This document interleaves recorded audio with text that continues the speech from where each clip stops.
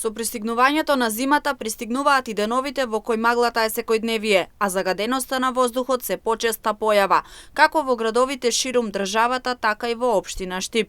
Загаденоста на воздухот се мери со присуството на PM честичките во истиот. Во Штип ние имаме монтирано станица за мониторинг на суспендирани цврсти честички во воздухот, или популарно позната како PM10 фракција. Тоа се честички кои што имаат аеродинамички диаметар помало од 10 микрометри, значи многу мали димензии, може да навлезат во дишните патишта на луѓето и поради тоа и се многу опасни за здравјето и се регулирани концентрациите на тие честички кои што може да бидат присутни во воздухот без да нанесат штета врз здравјето на луѓето.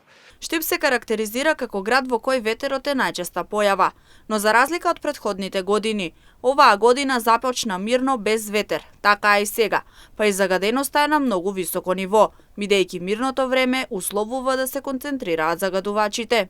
За жал, ова е прва година во која ги надминуваме бројот на денови кои што се дозволени.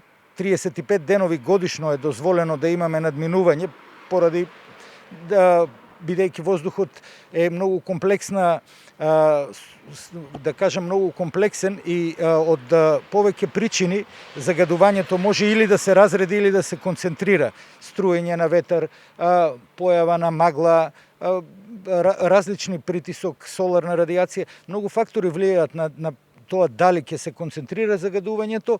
Мерната станица во општина Штип се наоѓа на врвот на зградата на општината, каде се мери загадувањето на воздухот во центарот на градот.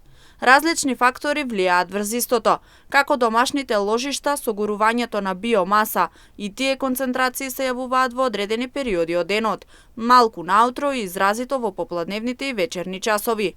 Доктор Мираковски со надеж дека Штип ќе се врати на неговите карактеристики и ќе се намали загадувањето, секако и со промена на навиките на живот во урбаните средини во градот.